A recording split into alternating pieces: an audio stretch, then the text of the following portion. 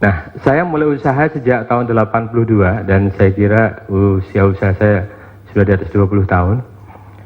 Makanya Primagama sekarang ada sekitar 400 outlet di seluruh Indonesia.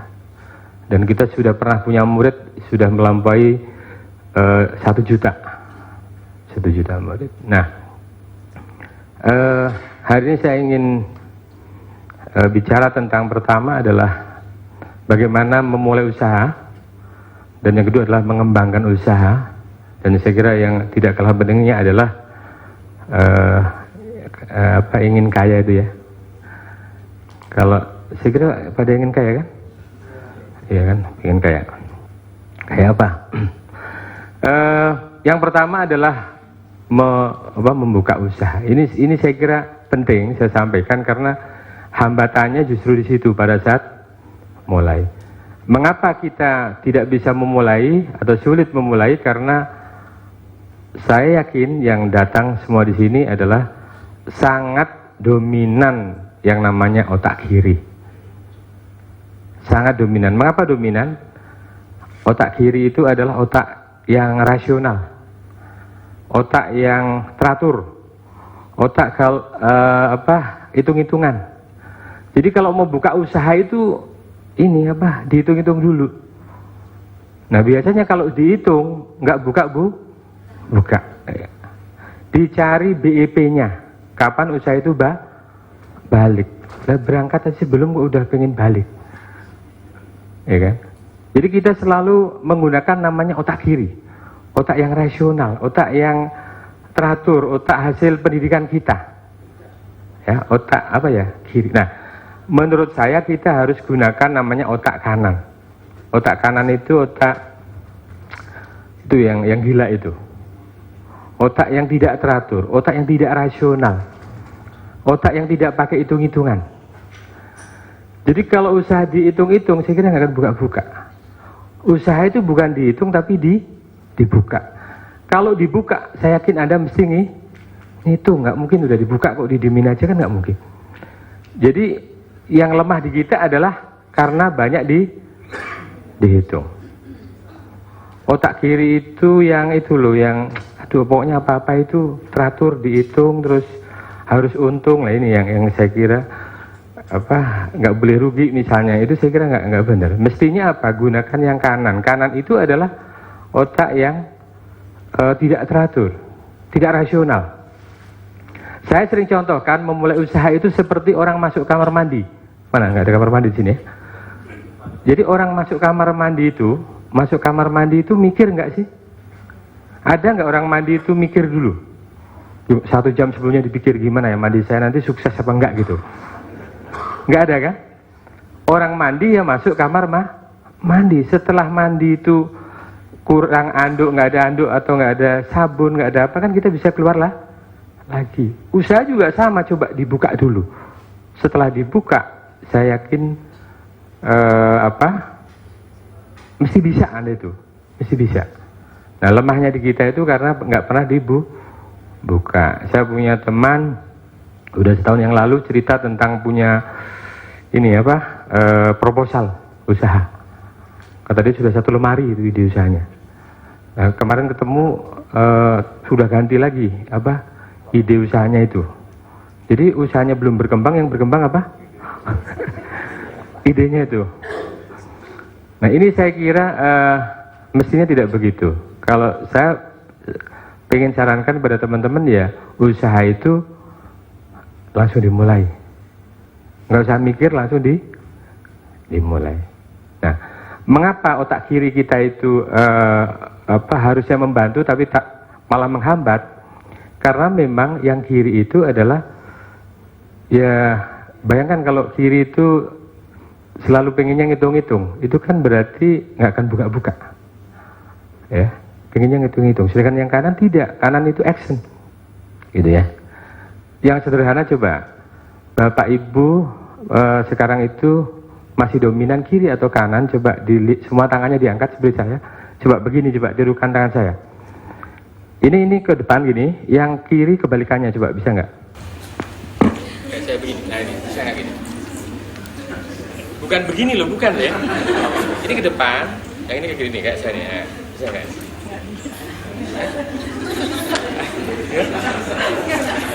Ini gini nih, ya. Ini gini. Bukan begini loh ya.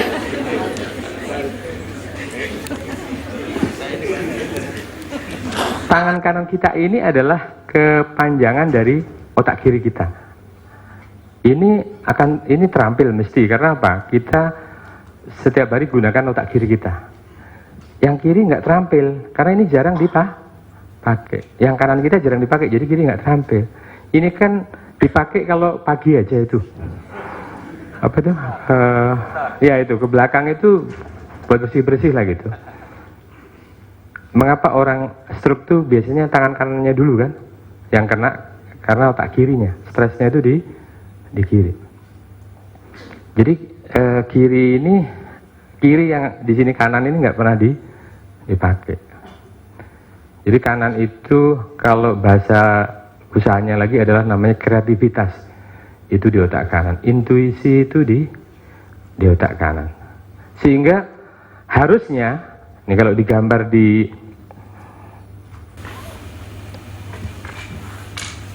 saya kebetulan nggak siap pakai apa ya?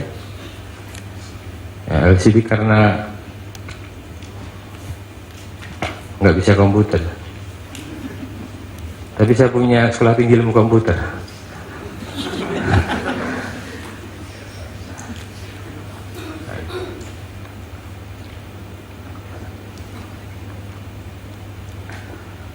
Jadi harusnya apa? Yang dominan itu kanannya. Kanannya itu lebih dominan daripada kiri. Jadi kiri kalau bisa bagian dari kanan. Karena yang kiri itu biasanya teori. Kalau dalam sekolah itu teori. Kanan itu praktek ya. Kiri itu misalnya begini. Anda mau belajar berenang. Belajar berenang itu kalau pakai teori 1 bulan gitu, belajar terus teorinya, Anda bisa berenang? Nggak bisa. Otak kanan itu langsung praktek. Anda langsung jukur ya, cari yang cetek ya. Lama-lama bisa. Saya bisa berenang itu setelah besar seperti ini. Gara-garanya apa? Saya bikin rumah, saya beri kolam renang. Langsung bisa. Nggak usah pakai teori-teori. Sekarang saya sudah bisa bolak-balik gitu. Dulu nggak bisa. Karena kalau saya mau belajar itu malu juga ya, udah gede gini belajar, kan lawannya kecil-kecil tuh. Ya kan? Jadi sebetulnya kalau kita langsung praktek itu bisa. Nah, di dalam praktek itu akan ada teori. Muncullah kita teori baru. Artinya kita akan mendapatkan yang namanya teori itu. Sehingga apa? Kalau kanan itu dinaikkan, maka kiri ikut naik. Tapi kalau kiri naik, kanan nggak ikut naik. Sekolah kita misalnya sejak SD, ya kita belajar ilmu macam-macam, dan menurut saya yang paling nggak benar itu loh, nggak boleh contekan itu. Padahal contekan itu kan kreativitas. Dan nggak boleh salah misalnya. Kreatif loh, orang nyontek itu kreatif. Di dalam bisnis ada yang namanya franchise. Franchise tahu? Nah, franchise itu nyontek nggak? Nyontek. Namanya franchise itu nyontek. Saya pernah seminar di hadapan kepala sekolah SMA seluruh Jakarta. Saya cerita tentang contek-mencontek ini. Dan kapan itu saya dapat telepon, Pak, saya sudah coba praktekkan di sekolah saya itu, mencontek itu saya bolehkan, tapi namanya bukan mencontek, franchise gitu. Jadi oke, anak-anak boleh apa, franchise gitu ya.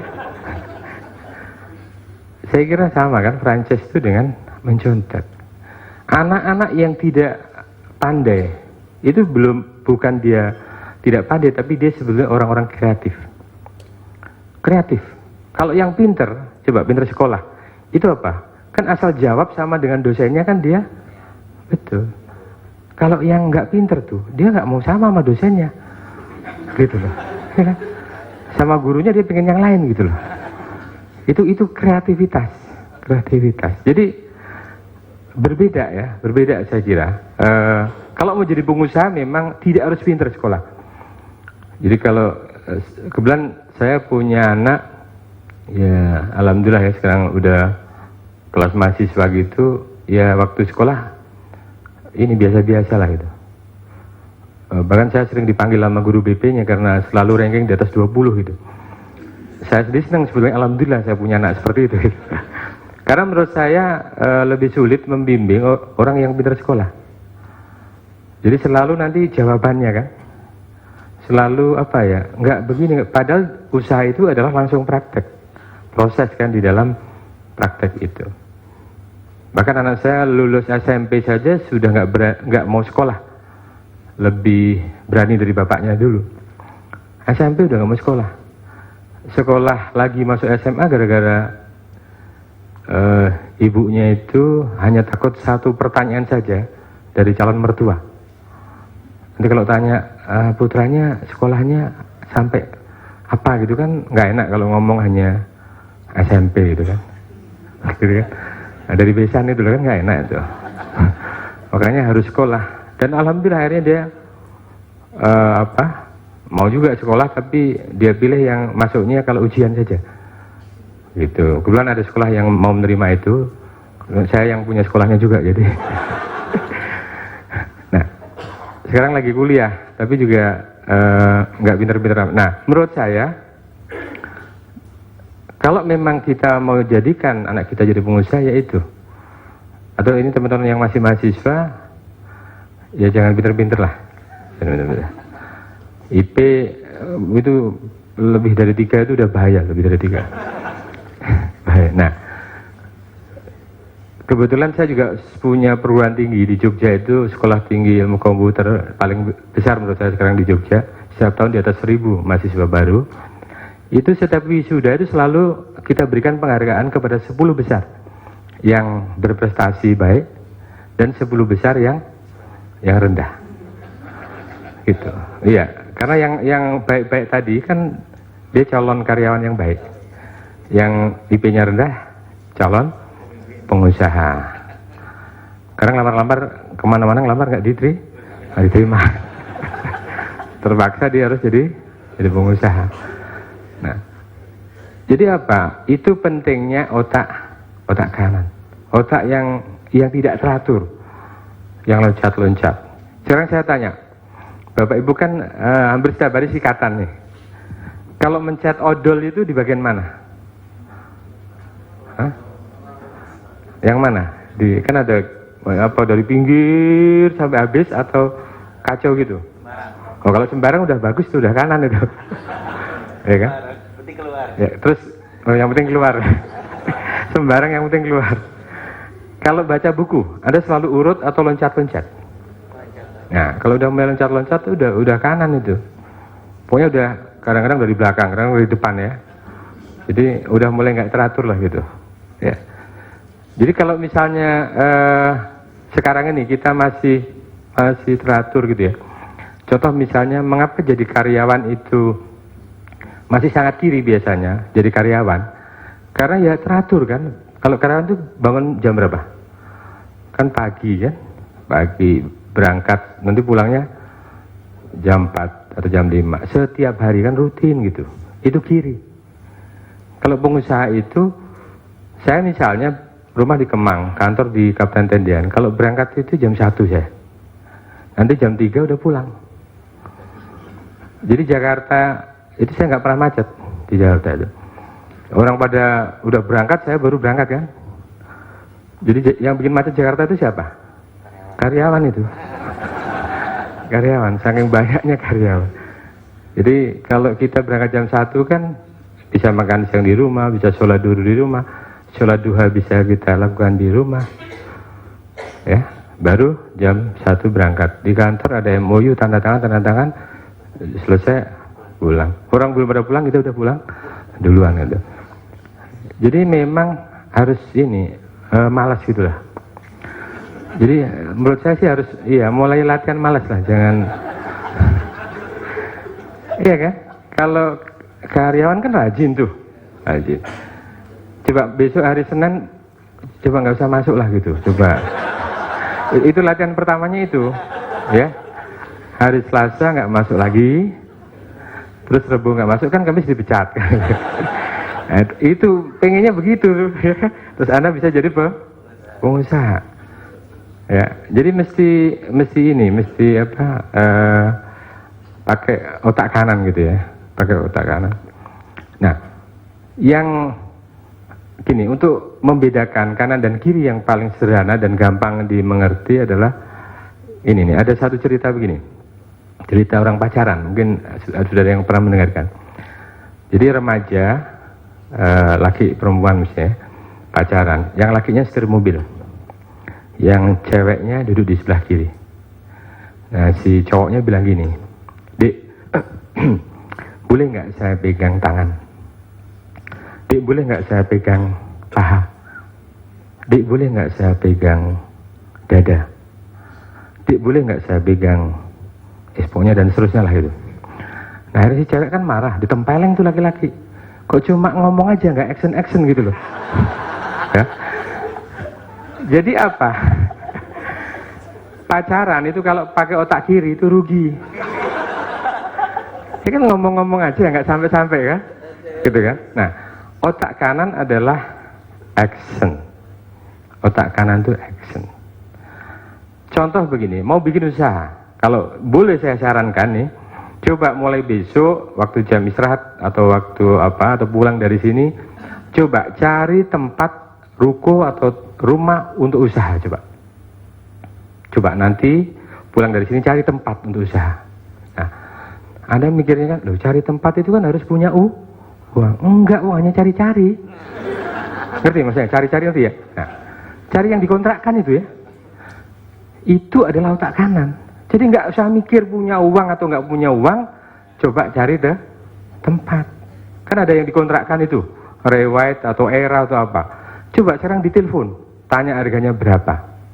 Misalnya 20 juta gitu ya. Langsung kepada yang punya, kita tawar misalnya 10 juta lah gitu. Siapa tahu nggak dikasih lah gitu ya. Tapi kan sudah berani loh, melatih keberaniannya itu otak kanan kita. Setelah ditawar, ternyata orangnya butuh duit gitu. Jadi 10 juta itu dikasih gitu. 1 tahun 10 juta. Nah di situ saya kira mulailah kita keluar duit. Ya kasihlah misalnya tanda jadi 100.000 lah misalnya gitu. Gitu ya, 100.000. Berarti kan tinggal sisanya kan gitu. Jadi sisanya itu berapa? 9.900.000. Nah, pada saat kita menawar itu belum pakai duit, ya kan? Harus berani, sampai nawar itu harus berani. Nawar itu nggak pakai duit, belum pakai duit, pokoknya nawar gitu. Setelah diberikan baru tanda jadi. Kalau bisa sekecil-kecilnya, ya. Baru setelah itu action cari yang 9 juta, sisanya tadi 9.900.000. Saya yakin bisa. Jadi kanan dulu gitu loh. Kalau kiri kan enggak, kalau otak kiri kita yang main kan dia loh, cari duit dulu. Padahal kan sulit cari duit. Ya kan? Apalagi kita kerja itu ketemu duit jarang. Gitu ya? Ya kan? Ketemunya hanya sebulan sekali. Kan nggak akrab itu. Ketemu kok cuma sebulan sekali kan nggak akrab gitu loh. Jadi mestinya harus setiap saat ketemu sama yang namanya duit biar akrab lah gitu. Nah, sulit saya kira. Kalau saya mending model tadi yang otak kanan. Jadi action duluan gitu loh. Cita-cita, mimpi itu menurut saya juga harus dikanankan. Anda pengen ganti mobil, ganti motor, ganti rumah. Coba Anda action dengan cara apa? Yang pengen ganti mobil ya jalan-jalan di showroom mobil. Kan marketingnya nggak ngerti kalau kita itu punya duit apa kan nggak ngerti. Coba lihat-lihat gitu. Ya berani buka pintu lah gitu ya. Duduk test drive misalnya gitu. Itu apa? Menurut saya dengan cara seperti itu tidak lama. Yang lama mungkin 6 bulan lah. Gak lama. Karena apa? Pakai otak kanan tadi. Jadi misalnya istri sama anak diajak gitu. Yuk lihat-lihat mobil, mau ganti. Lah apa punya duit? Nantilah pokoknya. Ya. Itu namanya mimpi itu lebih dekat kalau kita melakukan seperti itu. Pengen punya rumah sama juga. saya juga sama, Sabtu Minggu itu sering saya gunakan untuk lihat-lihat rumah gitu. Lihat-lihat rumah. Jadi apa? Yang tidak mungkin itu jadi mungkin dengan melakukan itu. Tapi kalau kita misalnya melihat saja nggak berani, lihat pameran aja nggak berani. Misalnya lihat pameran aja bilang, aduh, janganlah, belum waktunya. Ya belum waktunya terus nanti, ya kan? Jadi mesti gunakan otak kanan kita yang tidak rasional. Sama saja kalau Anda sekarang berpikir mengapa kita itu tidak berani, mengapa kita itu terlalu kecil mengukur diri kita itu, kemampuan kita, karena memang kita gunakan otak kiri kita. Nggak mungkin saya itu bisa kaya, nggak mungkin saya bisa punya itu, nggak mungkin saya bisa itu, yang saya kira. Nanti saya akan coba tampilkan perjalanan saya membangun bisnis ya, dengan foto-foto saya aja udah kelihatan. Kalau tidak menggunakan otak kanan, menurut saya nggak akan maju gitu. Akan maju. Oke, mungkin sampai di sini ada pertanyaan. Mari.